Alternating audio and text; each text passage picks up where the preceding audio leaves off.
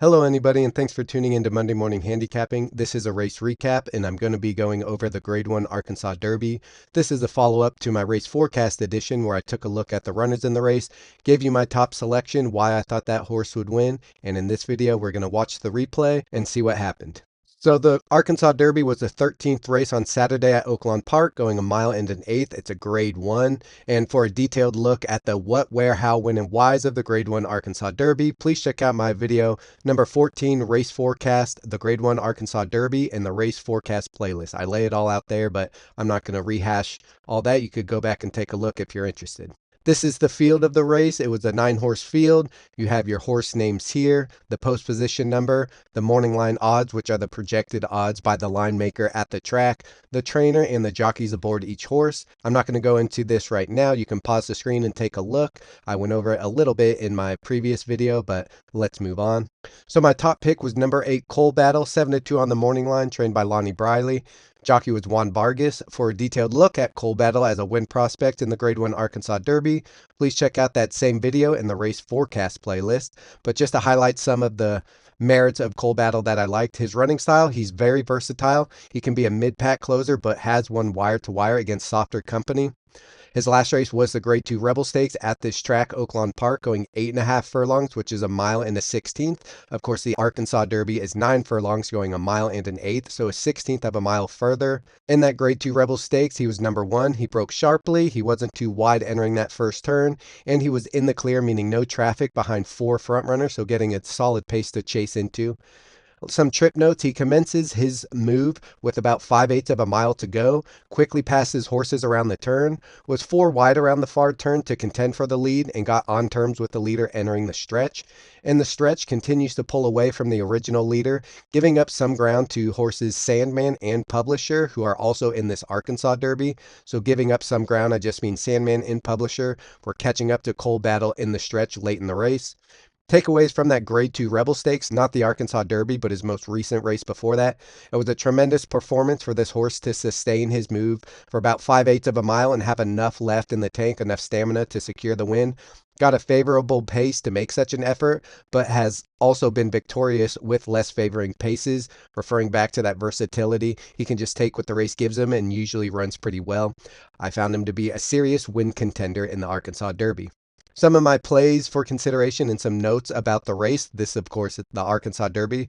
Again, my top pick, Coal Battle. I was thinking about doing a 10-cent superfecta with the Coal Battle on top, with 4 runners in second, 4 runners in third, and 6 runners in fourth. I just thought Coal Battle made such a tremendous move last race that he could replicate it, and some of those same closers that were closing on him in the Rebel Stakes would do the same thing, but just come up short because Coal Battle showed me that he has a lot of heart and determined to win many races.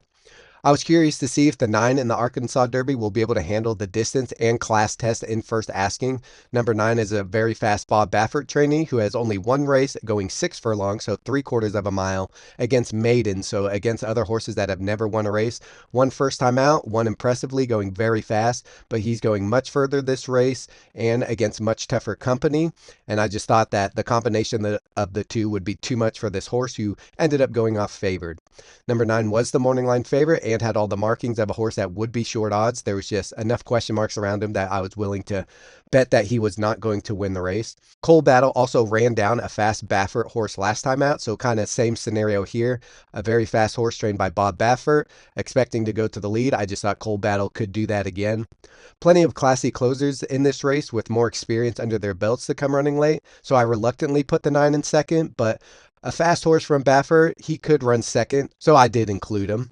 Most likely prediction is the stretch run looks similar to the Grade 2 Rebel Stakes, and in the replay we're actually going to watch those races side by side because as my prediction played out, those races were run very similarly. Coal Battle got a very similar trip to around the track and had a very fast pace to run into, but we'll take a look at that in a moment.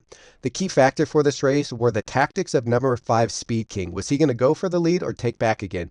He really didn't run well taking back in the Rebel Stakes. And in the Arkansas Derby, it looked like Speed King and the number 9 Cornucopian were the only front running, really go for the lead types. So if either one acquiesced and let the other one get the lead, they would probably go on to win, would be my guess. They were just both pretty classy horses. And when they're not in a duel, horses can run comfortably at a more sustainable pace. And so the tactics of number 5 Speed King were key to this race. And I just thought after not running so well when he did take back a little bit, that Speed King was going to go for the lead. And I actually, in my head, thought if number 9 decides to take back a little bit and sit off of Speed King, maybe Speed King could get a nice pace scenario where he's running comfortably on the lead and just not let any horses pass him. But I stuck to my guns and played the superfecta with Cold Battle on top. So now let's watch the replay, and we're actually going to do a side-by-side replay because I think that those races really shaped out very similarly. So on the right-hand side, we have the Arkansas Derby, which is the race that was just run that we'll be taking a look at. And here is Cold Battle number 8 with the yellow silks and the yellow cap. And keep an eye on Sandman, the only gray horse in the race. This is the eventual winner, and the jockey stated earlier that he wanted to be a little bit closer. As you'll recall, in the Rebel Stakes, which is on the left-hand side, the gray horse, Sandman, was a little bit further back than Cold Battle, the one horse here with the yellow silks and red cap. He was running late in this race and looked like he had more momentum than Cold Battle and would have passed him with the added distance. The Arkansas Derby afforded him that extra distance and therefore was the eventual winner. But watch how similarly these races are run and how much closer to Cold Battle Sandman is entering the stretch in the Arkansas Derby here, as opposed to the Rebel Stakes, the previous race on the left-hand side. Now, the race on the right-hand side is a 1/16 of a mile further.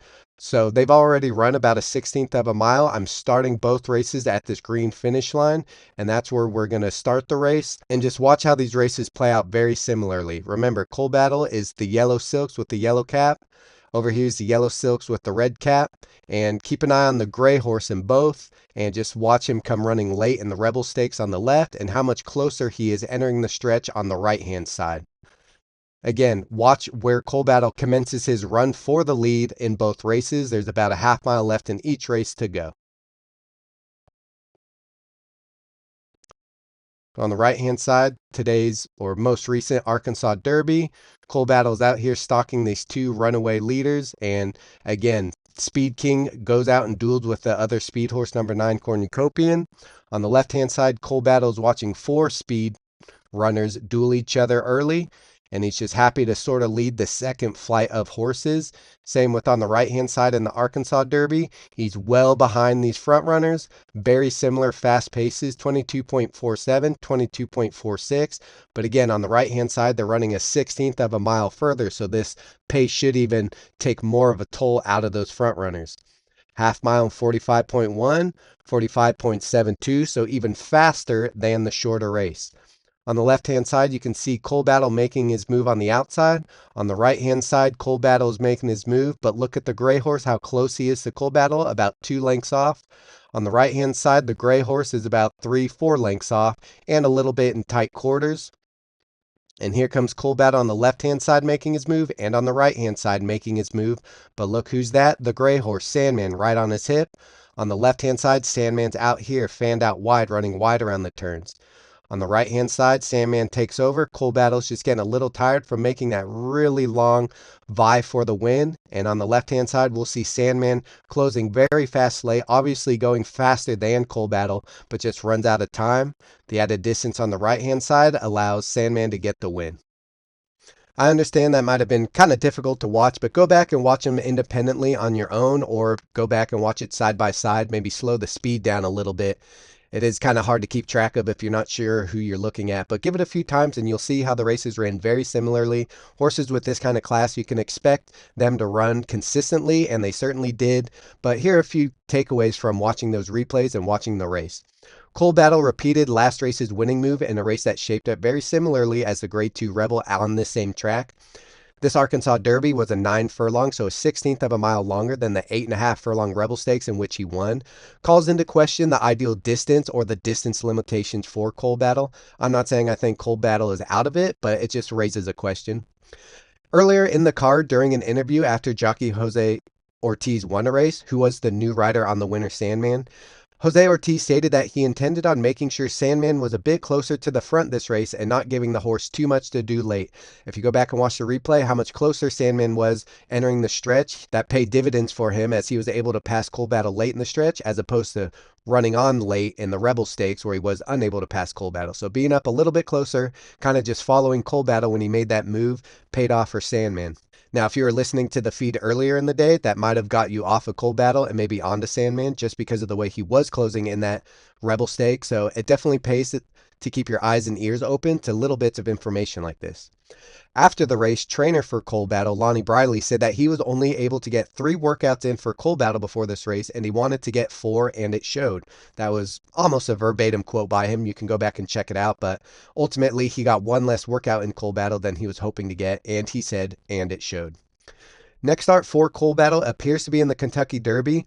Lots of fast horses that were pointing to the Kentucky Derby don't appear to be eligible at this point, which may favor Cold Battle's preferred running style and allow Cold Battle to stalk Citizen Bull from a bit closer to the front, get the jump on the rest of the field aside Journalism, and not have to make a half mile or 5/8 of a mile all-out bid for the win.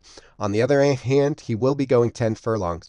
So I was projecting the Kentucky Derby to have a lot of speed. However, a lot of those horses that I thought would get in the Kentucky Derby that show a lot of early speed don't have the points at this point, in which case the speed might default to Citizen Bull, who I think is a talented horse, but I just don't think has blitzing speed. Maybe he can improve and run a bit faster, but if he runs the fractions he has been running, I think Cold Battle can stalk right off of him and get the jump on him. But Journalism, another horse that I think has a similar style to Cold Battle, can stalk and pounce, will be right there with him, and it could come down to Cold Battle and Journalism in the stretch as of this point, if Citizen Bull looks to be the only real speed horse in the race. Time will tell, lots can change, but right now, the pace scenario does seem to be shaping up better for Cold Battle, in my opinion. But then again, he will be going 1/8 of a mile longer than even the Arkansas Derby. However, he may not have to run as fast and again make that all-out move from as far back in the race. Come Kentucky Derby time, I think we'll be taking a closer look at Cold Battle and how the race actually looks to be shaping up. But as of now, because there's less speed in the race, I think Cold Battle actually has a better chance in the Kentucky Derby, even though it is going to be a longer race. So very interesting to see these two races play out very similarly. Cold Battle put in his run and was not embarrassed. He ran third behind some really good horses, and I just think the pace just took a little too much out of him late. That's a wrap up for this video. I want to thank everybody for watching. It was a very exciting race. Cold Battle did the same exact thing, and I thought he had a good shot. Just came up a little bit shy. Some of those closers got the best of them. Thanks again for everybody watching. Like, subscribe, and or share with friends. If you know anyone who's interested in learning about horse racing, I have a couple of playlists. How to read a racing form, where I break down the racing form, explain what all the components are into bite-sized pieces, explain it very simply as I try to do on this channel. Just try to speak very simply so that everyone can understand and teach a new audience about the game.